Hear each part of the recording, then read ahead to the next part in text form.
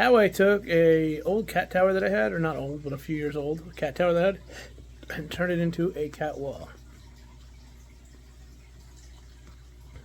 I'll explain.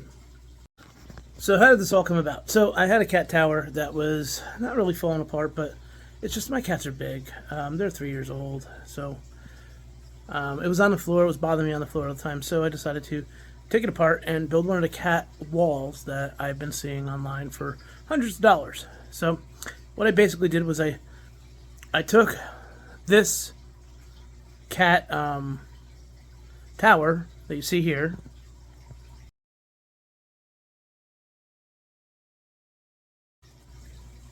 I took that and then I took it apart. And I realized once I took it apart, I can use some of the round pieces as like backing plates. I can, screw them to the wall. And then the posts I can use as kind of walking areas for the cats. And that's how I came up with this nifty idea. Needed some intermediate, so I had floating shelves that I had underneath my sofa, just waiting to be used one day.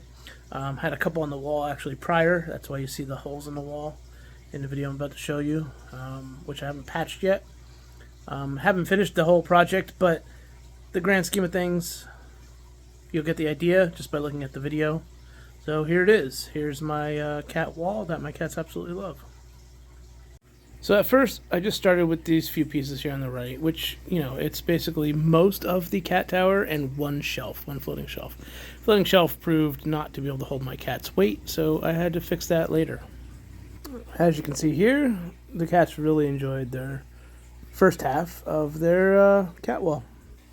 The last part of this was the 2 floating shelves and the rest of the cat tower, and one other piece of wood that I actually had that I was using for a shelf someplace else. I did have to buy shelf brackets for the floating shelves. As I explained, the floating shelves did not hold Tank. He would push them down, so I ended up using the L brackets that I use, or the shelf brackets, I'm sorry, that I use here.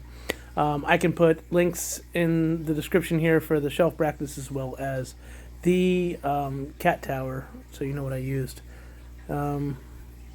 Next up is the video of the entire thing. Happy cat. That's the left side, that's the newer side, there's the right side, all the way down to the bottom there. I'm going to fix those 2 blocks of wood, obviously. Those are just temporary. Don't mind the holes in the walls. I have not patched up where all the old shelving was. I did take down old shelving to put this up for the kitty cats. They do love it. Absolutely love it. As I was making this video, I just caught this guy sleeping up on his new shelf. This shelf's only been up there for 24 hours. He's just in heaven. So that's how I did it. It's pretty easy. I think I saved myself some money based on the fact that the cat walls that I were looking at, they had only a few pieces and they'd be like hundreds of dollars. And so this basically, I took an old cat tower, took it apart. I think I paid $40 for it with shipping, somewhere around there, maybe 50. And then I had the 3 floating shelves. They were like $15 a piece. So we'll say this project cost me less than $200 total with the shelf brackets, the floating shelves, the cat tower, and I'm sure if you look around you could find things cheaper too.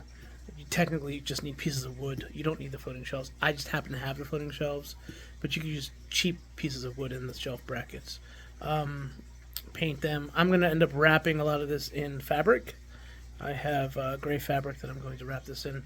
I was going to wait to show you a final product, but then I decided, you know what, I'll just post it now. As you can see, Tank is still up there sleeping soundly. His brother's over here by me, so hope you enjoyed it. Feel free to reach out with any questions. I'll be more than happy to answer anything.